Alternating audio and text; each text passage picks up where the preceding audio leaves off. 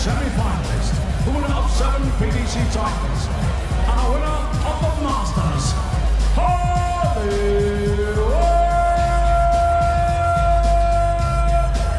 Chris Dobey!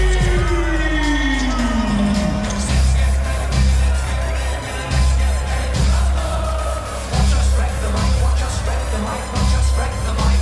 Psych!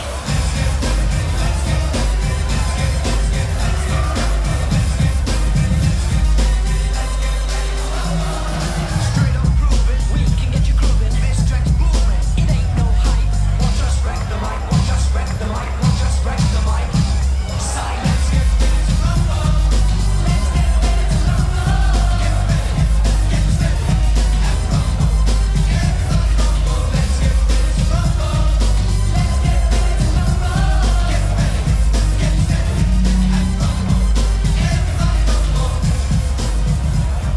And now, ladies and gentlemen, a two-time European champion, the winner of 5 World Series titles.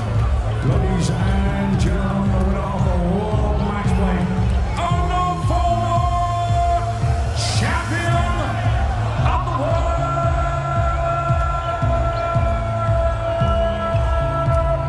Voltage, Rob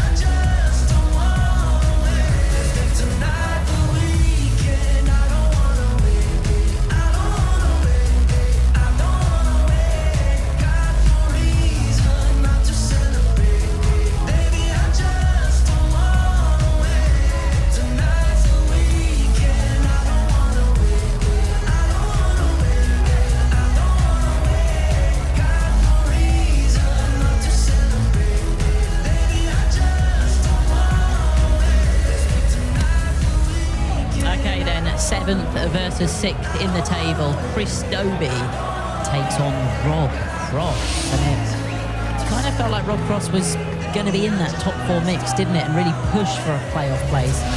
Hasn't really worked out that way. He's been electric at times, to be fair, but maybe just not often enough. And he hasn't got the points, ultimately, to show for it anyway. Chris Dobey, meanwhile, he's got a night win, hasn't he? Made another final as well. But he hasn't done too much around that, and that has been the real issue. It is 1-1 in terms of Premier League meetings between these two this season, so it is poised very nicely indeed. To guide you through Chris Dobey versus Rob Cross, let's hand you over to Mark Webster and Rod Studd. Thank you, Emma. Well, after the fireworks in the top of the draw, we move into the bottom half of the draw, kicking off here. Chris Dobey against Rob Cross, and neither Aerosmith in the best of form in terms of match results. Chris Dobey's lost his last 3 games in the Premier League. Rob Cross has only won 1 of his last 8 matches in the Prem. Well, let's start off by testing Mark Webster's algebra. We've had A for Aspinall, B for Bunting. Mark, will it be C for Cross or D for Dobey? Well, it's 2 players who will be disappointed with how their Premier League's panning out. It's that have come in and, well, particularly Chris Dobey, after making the semi-finals and being invited back, it's always a real confidence boost to sort of get your place back after missing out. But it just hasn't gone to plan. He lost to Stephen Bunting last week. He led that match as well, 5-2. And then Rob Cross, you think of the 2 games against Luke Linder, the one where he led 5-1 and lost 6-5, and then he had a match start in Rotterdam. Well, you've impersonated John Park most eloquently there, Mark. So will it be C for Cross or D for Dobey? D for Dobey. I've just got some insight. Thank you. Thank you. Started off with a 180. As I noted, you waited till you found out Dobey had the throw and kicked off with a maxi before making your judgment. I was going to try until he had a sort of a break of throw as well, but he wouldn't let me have him. If he'd gone off 41 and Cross had gone maximum, I think we may have had a different verdict. Chris Dobey with a smile on his face early doors. as well he might. But Rob Cross here, I mean, Emma made the point before the match. He's played pretty well. Look at the stats. He's got the third highest tournament average behind the big two, Littler and Humphries, but it hasn't translated into match results, has it, by any manner of means, Mark? No, it hasn't. And not to get a nightly win. He didn't get one last year. He's never had a nightly win in this format. He's never had one, no. So that'll disappoint him. But yeah, particularly because he knows he's played some good stuff, makes it a little bit more frustrating. When you've not played well, you can kind of pinpoint where you're going wrong. But when you've played well, you feel a little aggrieved. But for Rob Cross, he's just got to finish the season strongly and take it into the rest of the season. The same applies to Dobey. No nightly wins, as Mark says, for Rob Cross, and this is his 31st attempt. What a drought that is. But there are big tournaments on the horizon they want to take the level of form into, that's for sure. The match play in Blackpool in July, a former winner of that great championship. Double 16 for Dobey. But we'll expect to be that, but no certainty. First time, obviously key. You hit the treble, but you want some sort of guide with the second one. Dobey return to take the opening leg on throw, kick things off for the Max, looking to end it. Double 8. Does so. Chris Dobey is away. He's 1 up. He has the darts in the odd-numbered legs in this match. Now, realistically, Dobey is in a duel for the wooden spoon.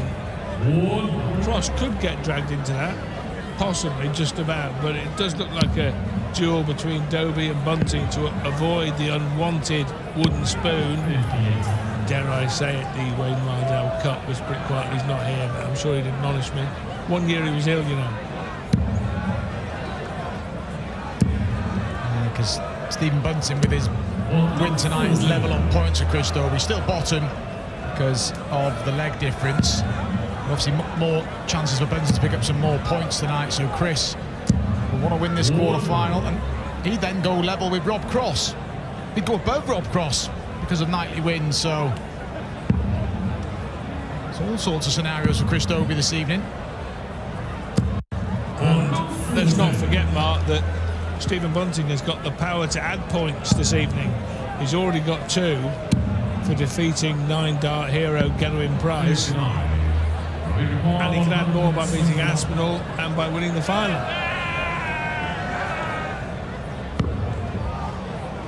That leaves 71 for Roberto. Good darts this to leave. Double 16 for a 1-2-1 out. Right on the wire, skewed across the face of the target. It was a good effort from Rob, and knows he'll be coming back. And the second match to Chris, but it should not put Rob Cross out of his stride. The double he's comfortable on. You say that, Mark. You say that. Last dart in hand. Didn't put him up at all, did it? Did not shake him out of his stride. He galloped to the winning post. That was the match. Really well that last dart. Not the nicest switch, 8s to 4s. But converts. A couple of hold to throw to start us off. Our final quarter-final is the battle of the top 2. Luke Littler taking on Luke Humphries. Littler knowing if he wins that match, he will confirm his place at the top of the table, and we'll play in match 1 at the O2 in a couple of weeks.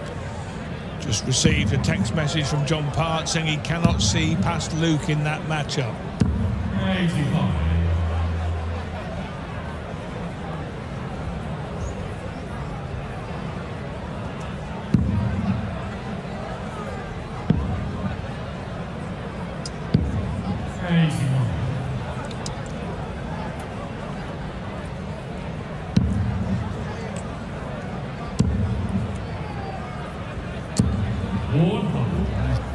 Different prize money segments where you finish in the league as well, so another incentive for the players to try and get themselves up the table.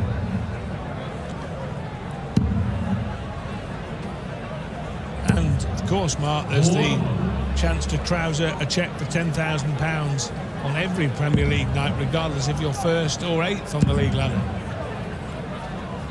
You may say that some of these darts players have got enough money in the bank not to worry about £10,000, but I'm sure they could find a good use for it. Without doubt, and it's winning as well, isn't it? Winning any sort of tournament at this level takes some doing. You're going to take some confidence from it. Well, they're competitors. They play to win. Dobey looking at double 18 and dart to regain the lead here in Aberdeen, the venue in which Littler was successful 12 months ago. So some great nights in Aberdeen. Hendo with the walk-on, Michael van Gerwen with the world record average, the 123.4 at the previous venue. Down at the Gas, the GE Oil and Gas Arena. What a venue that was, Mark. One of the great Premier League venues, if not the greatest for mine.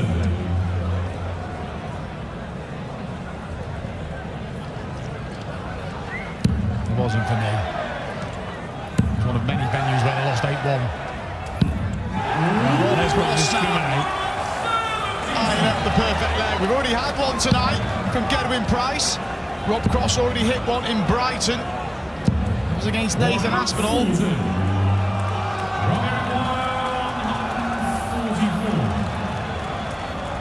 Surely not again. Surely not.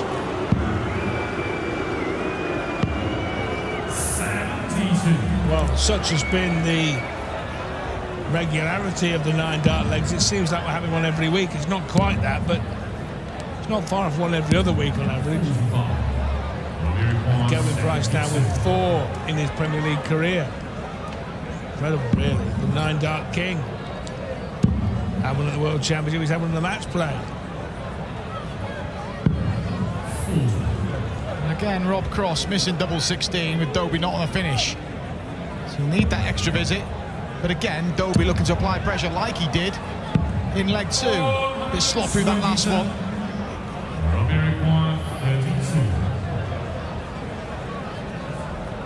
16, no bother.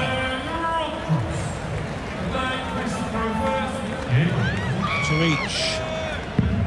He used to have had some pretty high-profile meetings. Chris Dobey's finest moment in the sport in the final of the 2023 World Masters. Beat Rob Cross, and we about that quarter-final, I should say, at the World Championship a couple of years ago when Chris Dobey led 4-0. Rob Cross turned it around. So they're no strangers to one another on the big stage in big meetings. Well, that was one of the great Ali Pali comebacks, one of the great Ali Pali rallies, the greatest of all time, you would have to say. This is a lot tighter here. It's nip and tuck.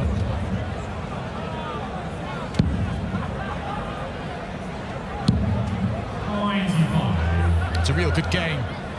Both averaging, well, Rob Cross up towards 102 now, Chris 101. Just showing what they can do, these players. You know how capable they are. The Premier League hasn't gone to plan. They still want to have their say.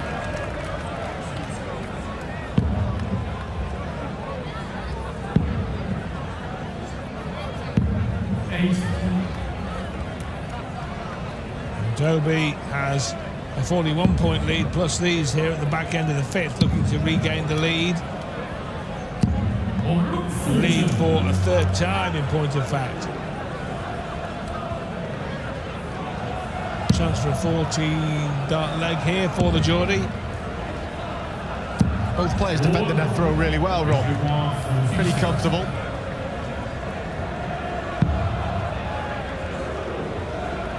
Chris finishing well. And his second dart missed her double. Doesn't miss with the last dart, and it's all 5 legs on throw. It's Chris Dobey halfway to victory here. There's the 3rd meeting between these two dartists in the 25 Prem, 1 win apiece so far. Cross won in Nottingham, which revenged a win for Dobey in Belfast. I think Chris Dobey would like to play every Premier League night in Belfast because his record there is superb. Reaching finals there, winning there in his very first Premier League night, his debut appearance in 2023. So it's been a great venue that for Chris. Yeah, it's a 160 and a 170 in the final when he won it, didn't he? And that was just sort of 3 days after he'd sort of been announced in the Premier League after winning the Masters. When they said he shouldn't be in the Premier League. What did they know? He's attacking here, isn't he? He's attacking the Rob Cross delivery. Doesn't need to break through to win this match, Chris Dobey. Always helps though, Mark, doesn't Yeah, it? of course Gives it you does, that cushion, that insurance policy. Bit of breathing space, and he's Yes. got a great opportunity to do so now. He's wrestled the darts away from Rob. 93. Well, not literally, because that would make it very difficult for Cross to compete. He's still got 3 darts in his hand, but he needs to score heavily with them. Needs another big treble and finds it on his favourite big treble, that treble 18. Loves to switch to that segment. And he may utilise it again on 140, like he did to win the World Darts Championship on that never-to-be-forgotten night against Philip Taylor. Chris will be a little disappointed, but he knows he's going to look at that 78. He's a last out from Rob, but this for our first break.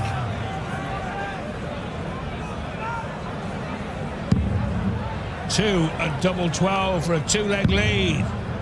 Double 6 eastern side. Gets it. Chris Dobey on song and on top here. And in a great position now. As we said, didn't need a break or throw, but always helps. We saw Nathan Aspel get a break and was broken back, but he just kept Michael at arm's length in our opening quarter-final. When you throw in first, get on the attack, get a break, in a race to 6, you're putting yourself in a great position, and Dobey's done that.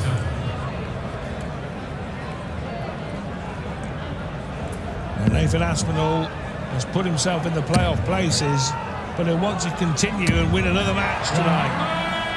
And he'll play Stephen Bunting, the bottom half of the draw. The winner of this game will play the winner of the battle between the two Lukes. 425. Well, it ought to be 5-2 from here, and that underlines that point. This is a really good display from Chris Dobey. Just under 107 average. He's finishing at 57%, 4 maxes. And this is what Chris Dobey can do. He doesn't need to entertain a bullseye bid at the end of this visit and go this way for double 16 because Rob Cross was out of finishing range. Dobey had his wits about him. He's left double 16. That is for a 5-2 lead and a potential 13 darter here for Hollywood. Closing in. Double 8. He started the opening leg, we finish on double 8, and he hits double 8 for a 5-2 advantage. 3 successive legs for Hollywood. He's 1 away. So hopping into 6th spot in the league.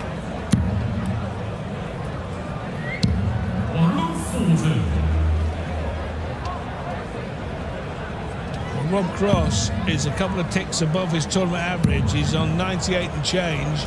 But Chris Dobey has now hit another maximum. His 5th of the match.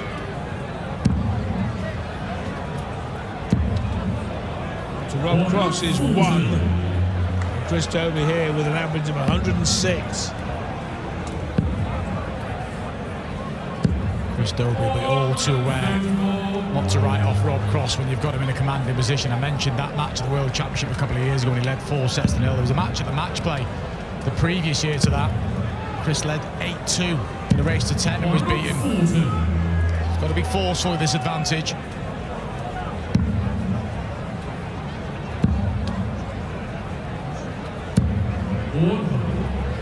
We require 81.